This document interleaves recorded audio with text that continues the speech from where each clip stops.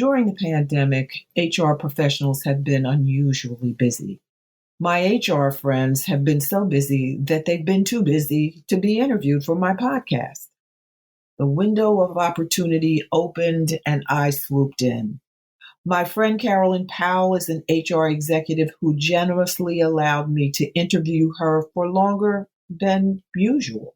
So we have 2 interviews from Carolyn.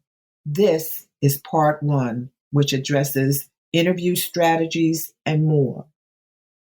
Be sure to come back for part 2, where we discuss how to excel when things are less than ideal at work. Hello and welcome to Your Employment Matters. I'm Beverly Williams and I'm here to help you navigate your career. This is for anyone who's searching for their dream job or promotion, or perhaps you're just looking to hang on to the job you have. Today's work environments are multi-generational, multi-religious, multinational, multiracial, and multi-gender identity. Add market disruptors like Amazon and Lyft, along with the addition of AI, and it's easy to see why finding and keeping a job is such a challenge. Employment success and even employment survival depend on your ability to adapt. That's why my goal for this 30-minute podcast is to first advocate embracing change and differences, and second, to encourage you to proactively assume responsibility for your career. Get your work week off to a good start by listening to Your Employment Matters every Monday. Find out how to own your career and get the best practices for making your employment matter.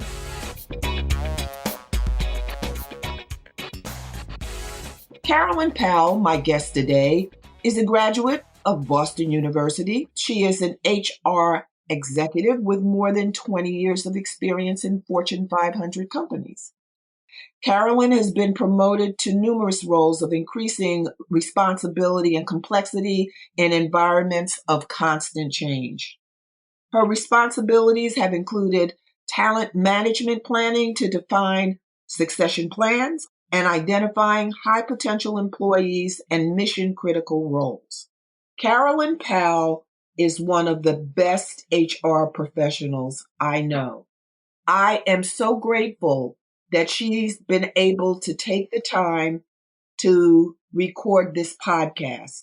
Given today's economic environment, along with all of the other accompanying challenges that we have, it's important for people to hear from a competent HR professional about what the employment landscape looks like and what possibly we can expect going forward. It's changed a lot. The workplace, as we know, from a year ago has changed a great deal.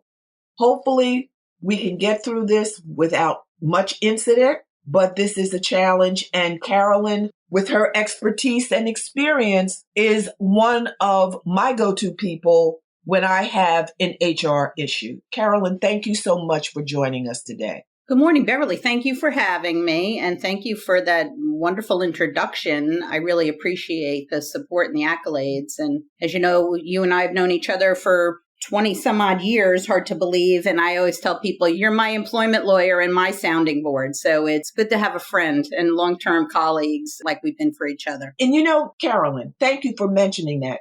Because whether you're employed or you're trying to get employed, let me just give you this tip. You need to make friends among coworkers who may not be working next to you. You need to make friends with coworkers who work in other departments. It is so helpful. It will help you navigate the constantly changing employment terrain. Seriously, keep that in mind wherever you go on your employment journey. Carolyn and I, as she has said, we've been friends for years and we've been through the trenches together, and both of us have remained standing. Absolutely. And I agree, just to build on what you're saying, one of my firm beliefs in life is that you learn from everyone around you, and you get so much out of life by opening yourself up to getting to know people at all levels, in all walks of life, and learn from their experiences. And that helps in your professional and your personal life, and, really broadens your perspective. Let's focus on what HR people are looking for in the way of new employees. And then maybe later, if we have time, we can talk about perhaps what a person who is considering becoming an HR professional should be concerned about or should be doing in furtherance of that goal. So why don't we start? What are HR people looking for in the way of employees, Carolyn? Yeah, well, I'd say most companies and HR in support of the organization are looking for people and talent that supports their organizational objectives, whatever those objectives might be. If you are a healthcare company, a hospital, it might be certain technical skills, but also some core competencies like empathy and being able to connect with people. And I'd say that translates very well to the professional world. I'm the head of HR for a regional bank here based in New Jersey. And we now are pivoting to focus on growth. So there's things that are important to us, such as the employee experience, customer experience, making people feel safe and secure and wanting to bank with us, making small businesses want to bank with us in the way we support our community, and that we make a commitment to them and they can count on us. So when we're out looking for employees or new employees, or even promoting and developing employees within the company, we look for people who resonate with our core values and who represent those things in the organization and will demonstrate a commitment to their colleagues and being a good team member, and also demonstrate a commitment to the customer and putting the customer first in the way we think about the business that we're doing. Now, does your bank use pre-employment testing? We do in some cases. In certain roles, it depends on your level. At the higher levels, we use a tool that helps predict certain behaviors, what your natural operating behavior might be, and how you might behave under pressure. And that may be, and that's not good or bad. I always say, your core behavior pattern is yours, and it helps understand what you might be best at. So, for example, my behavior, I'm highly extroverted. I really enjoy working with other people. So I'm very team oriented. I'm very collaborative, but I'm also very driven. I like to have a plan. I like to have something I'm moving towards. In the absence of having something, I create something, create goals for myself, for my team. So if you were looking at my profile, you might see me in HR, you might see me in a leadership role, and you might see me, as a highly collaborative individual and say, does that work with your company? Now, if you looked at a profile and said this person is highly introverted, extremely data-driven, likes to work in isolated environments, you might think of that person as a great scientist in a pharmaceutical lab, and that would be a great role for them. And it's really about finding the right fit for the right individual. And it's very important, and I encourage people, job seekers, to think about taking these assessments for themselves. Really understanding yourself is going to be an important part of finding the right fit for you. And it also helps you practice when you go for an interview and somebody asks you to take an assessment. If you're used to taking these types of assessments, you won't be nervous about it. And as I said, there's no right or wrong.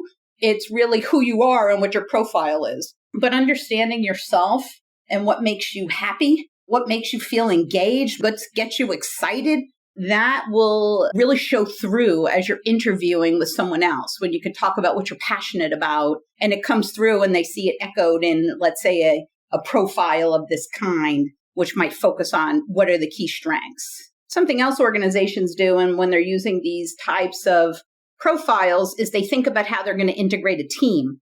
So if I have a team where everyone is this highly extroverted, driven, goal-oriented, that sounds terrific, right? But it doesn't always give you the most balanced view. Like, you always want a balance of personalities on the team. I always say you always want the naysayers. You want someone who's going to tell you all the things that could go wrong with your plan. There's someone who's going to pipe in and say, here's the 10 things I'm concerned about, because that makes your business and your planning that much stronger by having this diversity of opinion and personalities participating. I think it helps, to your point, because what you just said is almost counterintuitive. You would think that you want everyone on the same page, but you're absolutely right. You need to have varied perspectives. I think the key is delivering a viewpoint in a way that is not overly aggressive or overly judgmental or very negative. The way you put it, well, what do you think about this? This is something that I thought of. Would this be a problem? Asking the question as opposed to maybe being accusatory or saying definitively, oh no, that won't work. No, just put it out there for consideration and see what people say. But that's critical. You have to have different viewpoints in order to get the best product, I think. I couldn't agree more. And I'd say the most successful teams are built on this diversity of thought. And even, take a team down if I'm working in a branch. I might be working on in that team within that branch to best service the customers in my community. And so much about servicing your customer is that dialogue. And we're actually helping people. And at that level, we use assessments that say, not only the basics, am I reliable? Will I show up for work? And there's things that you can tease out of some of these profiles to say, how reliable are you? But also, will I engage in conversation with the customer? Will I help understand their needs? We're always very cautious to say, I'm not trying to oversell you what you need. I'm trying to understand what you need so I can provide you the best services as your financial institution that I can. And that's what really differentiates us, as we work in our communities. And it's important for a company to have that sense of identity and brand identity of who they are, because that will also differentiate you as an employer, that employer brand of who we are and why would you want to work for us versus the company across the street will help job seekers, make those choices. So ask those questions when you go in for interviews. What differentiates you? It's good to ask questions. People and employers are also testing you to say, what are you asking me?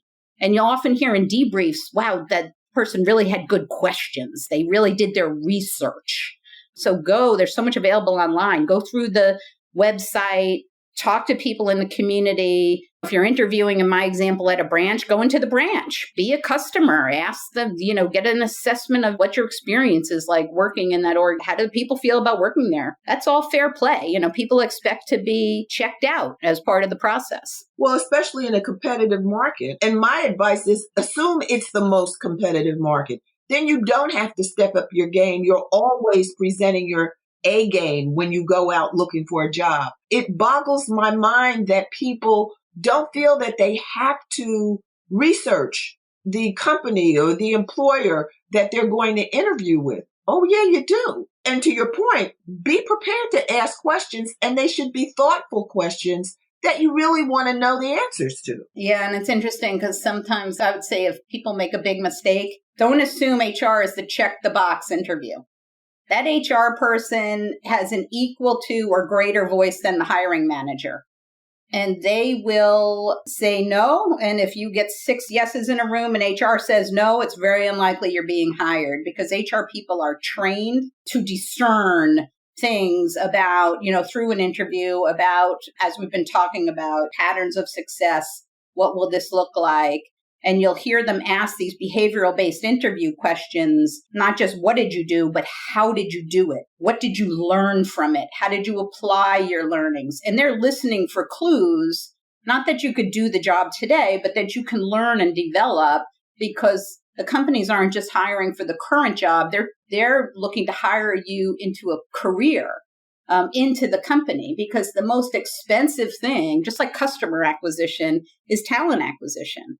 Getting you into the company. Once I have you in the company, I want to, help develop you, help grow you. That's why, we're very proud to offer some robust tuition plans for both undergraduates and graduates, as well as ongoing education internally, and then leveraging external third party. But I'd say also know for yourself, what are you looking for? It's okay to come in at a high school and say you're looking for your first job, but you're also looking for a company that can help support you in pursuing a college degree, or help you, discern what it is you want to do for your career. And you're looking for someone who's going to help coach and mentor you and help you grow. That's all fair game. So don't be afraid to put it out there for what you're looking for and where you are, no matter where you are, and whether you're starting your work experience or you've been working for 30 years. Understand who you are and what you're looking for and what you're looking for a company, but understand what the company is looking for from you. And the best, matchup, just like any relationship, jobs are relationships. If you have a relationship where your goals and that other person or the company's goals line up to yours, then you're going to have a healthy relationship. When you have a mismatch, this is when you need to work through things and say, is this really right for me? If you're just interviewing, and be confident enough to say it's not right for me, because the company will make those similar kinds of decisions. Like it's just not a right match for them. Well, you talked about the company's brand, but prospective employees, personal brand, there's a lot of discussion around personal branding. And prospective employees, job seekers, what are their brands? Do they need a personal brand? Will it help them? And I would submit to you, it only helps them if it's a positive brand. If they're the ones that are reliable, punctual, they pay attention to detail, they are polite, civility. You may not like a person, but I think civility and mutual respect is critical in the workplace and elsewhere. I think people need to think about, to your earlier point, their self-assessment. Because from my perspective, that's part of it. Well, how do people describe you? Do they describe, what is your personal brand? How do they describe you? How do they think, what do they think of you? How do they think of you? And that can help a person create or develop or identify their personal brand. And then based on the self-assessment, and I agree, everyone looking for a job should conduct a self-assessment. And I say so in my new book, which will be out hopefully in March, GPS to Employment Success, but so that you can determine who you are and, to Carolyn's point, what you want to do and whether the company, the employer that you're interviewing with or that you're researching in the hopes of getting an interview, whether that company is going to be a good fit for you. So it's work. That's the bottom line. It's work. They don't call job hunting for nothing. It's work. And that's what it takes. I would say looking for a job is a full-time job. That's why it's hard to look for a job while you have a job, but it's important to stay employed. So don't get it twisted, right? Don't go quit your job thinking you're going to go find a job and it's going to all work out. But I think you're right on personal brand. And I think there's some things to hone in on there to say, I do think a personal brand is important. I think having pride in your accomplishments, but balanced, like objective pride. So when I say proud, you should be proud of who you are, what you've accomplished, pride in your appearance and the way you present yourself. But be balanced, be respectful, get feedback. Go to a colleague, and this is something I've always valued, and you, Beverly, you give me objective feedback. I'm not going to you for an echo chamber. If I come to you and explain a situation, you're going to give me the full 360 on it. You're not going to tell me what I want to hear. You're not going to echo back to me the things that are coming out of my mouth. I said I could talk to myself then if that's what I was looking at. Seek out people, seek out advisors in your life, in your family, in your friends, who are going to sometimes tell you things you don't want to hear. Like, hey, that nose ring is not going to work on that interview. Or you may want to rethink that suit. Or that might be nice for Saturday night, but I wouldn't wear those shoes to an interview. Like, you got to be ready to take some critique and know that you have to, as I like to think, put on the uniform. I work, as I say, in a bank. And I do wear a suit to work every day. I don't wear a suit on the weekends, but I put on a uniform and I go to work because that is the way I present myself at work. And it's also natural for me and it's comfortable for me because I've been presenting myself that way in the workplace for a number of years. Now, if you're coming out and you're thinking, well, that's stuffy, I like jeans and a t-shirt.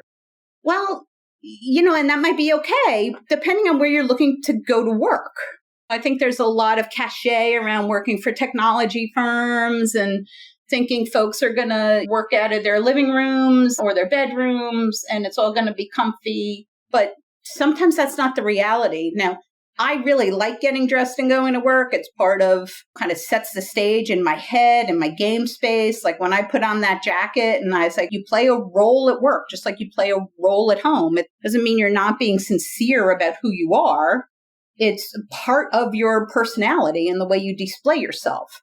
So I think it is important. And when you're thinking about your brand, think about where you're going to interview. If I was going into a very progressive marketing firm, for example, and I could see and also ask the people you're going to interview with, how do people dress here?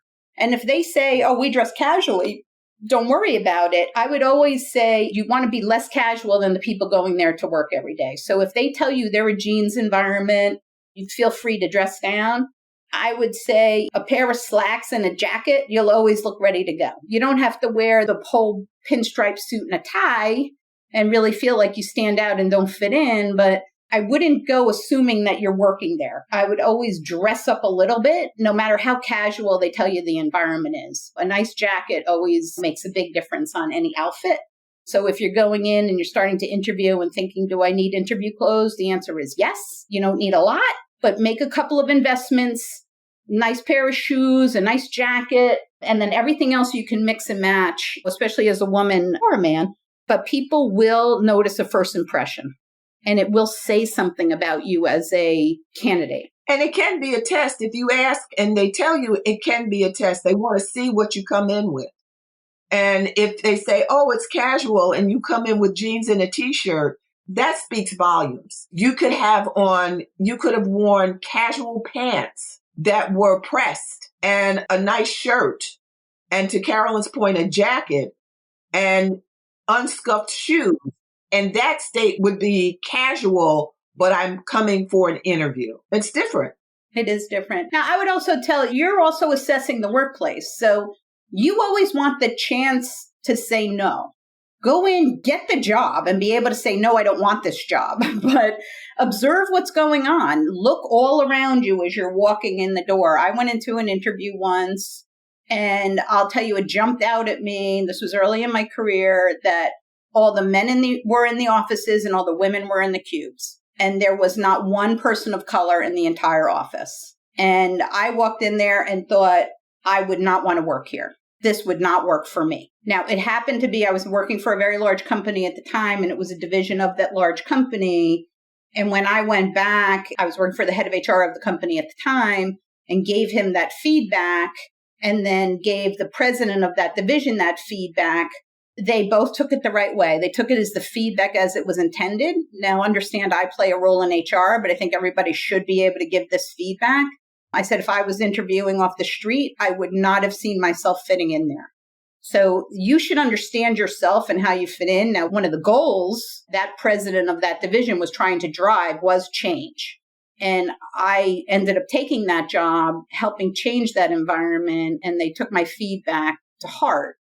But that doesn't happen everywhere. That worked for me, and it was a great learning experience personally and professionally, not only about knowing myself, but how to position change and wanting to affect change in the workplace in a very positive way, and bringing those types of things to their attention, help them see things that frankly they couldn't see themselves because they were part of the environment and it didn't land with them that way. So I'd say going into any environment, observe the folks around. Do they look happy? Do they look engaged? Is there good energy in the place? How are they dressing? Do people seem comfortable? Is it a place you could see yourself fitting in? And that's something that I look for. I recently took this role right at the beginning of the pandemic, 2 weeks before we went into lockdown.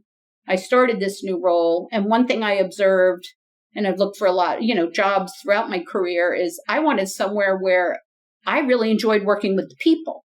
Not only could I apply my skills and enjoy the work, because I really enjoy the work I do, and I'm always looking to learn something new and leverage what I've done so far to do something new, but I have to enjoy the people I'm working with, and I have to see them as folks I would enjoy collaborating with, where I can really affect change. And that's what I've experienced. So I say sometimes it shows up in a dark blue suit, sometimes it shows up in jeans and a t-shirt, but you should know, what are you looking for, and will you feel like you can bring yourself to work and be successful in this environment, and be honest with yourself. And see, feedback, in my opinion, is a two-way street. You want to be able to give feedback constructively, but I advise, consider all feedback, whether it's positive or negative, as a gift. Because it gives you information. Some people don't accept negative feedback well, but it can help you develop. It can identify areas in which you need development that you may not have thought you needed. And that's it. I find that some people, their back goes up. You start off giving good, the positive aspect of what you liked. But to your point, Carolyn, you may want to work on this. I thought about this and I thought you could do it maybe differently. What do you think about that? But in my experience, a lot of people don't like to hear, all they want to hear, Carolyn, is you're wonderful. That was wonderful. You did that so well. And none of us is perfect. We all need to hear what our warts look like so that we can try to address the warts. I try to get people to think of it no matter what it is. If you respect the person delivering the message, it's important. Even if you don't respect the person delivering the message, at least you know if it's negative feedback and you think there's an ulterior motive, you know for sure they're not in your corner and you need that information going forward. But people that you honestly believe are your friends or in your corner and want to see you succeed, when they tell you something that may be difficult to take, may not be something that you thought of, consider it.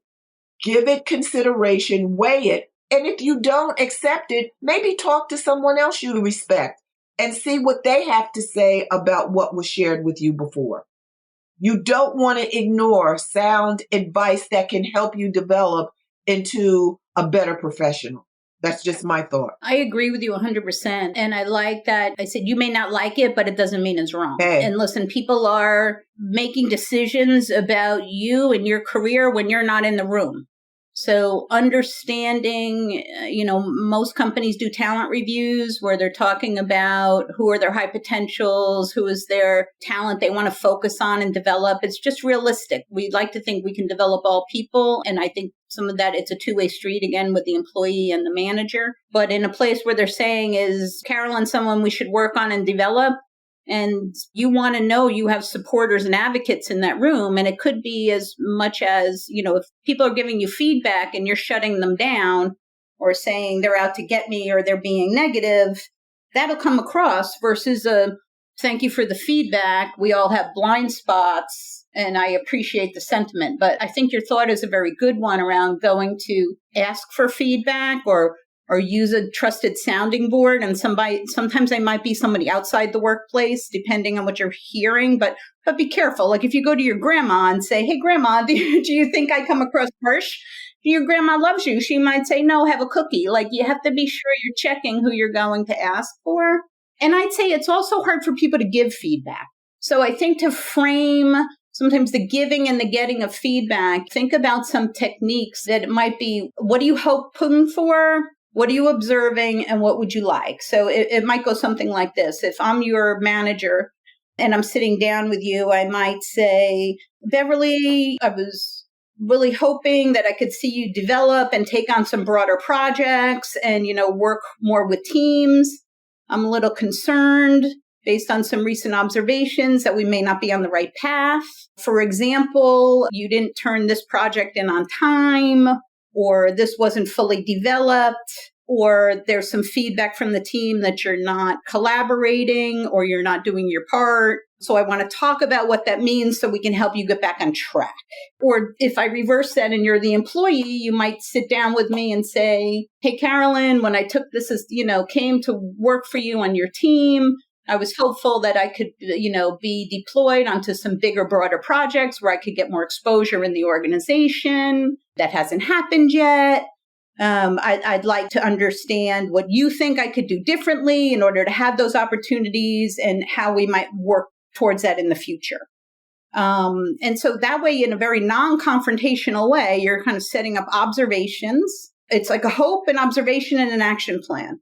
But if your manager starts talking to you about some fundamentals about turning stuff in on time, there's no excuse for that. There's certain tickets to play. Like you have to have good attendance. You have to get your work done in a timely manner.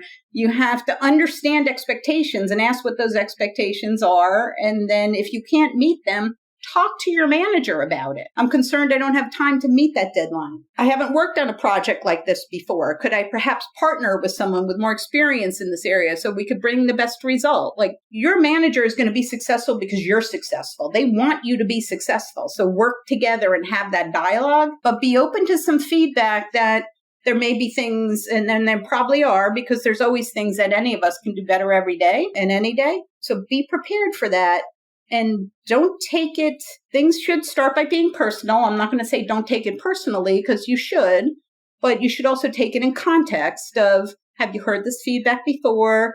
Do you know yourself to be that way? What could you do to do better? And how could you adapt some of this feedback you're hearing to make yourself a stronger professional? And your second approach beats walking into your manager's office and asking, when am I going to get promoted? It's like, this is what I expected. This is what I thought I would be getting. I would be getting exposure. Can you tell me how I can get there?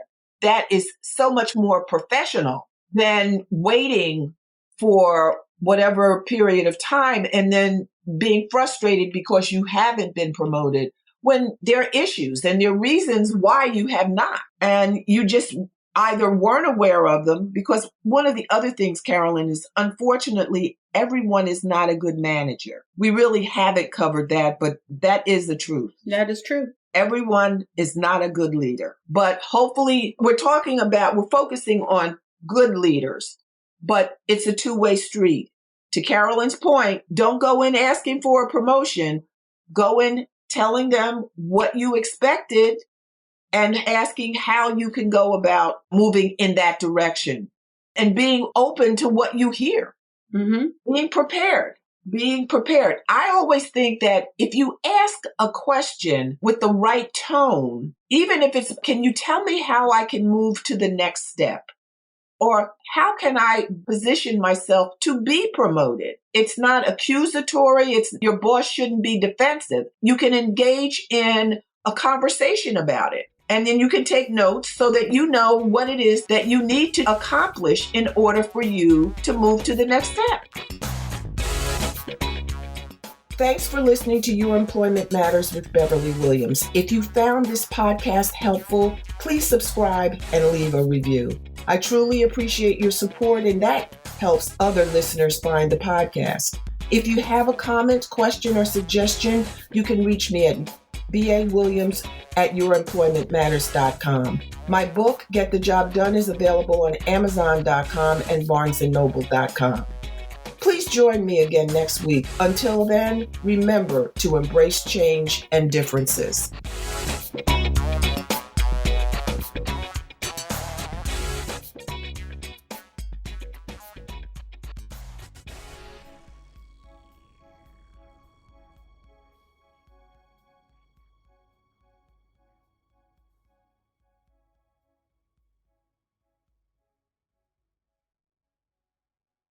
This podcast is part of the Sound Advice FM network. Sound Advice FM, women's voices amplified.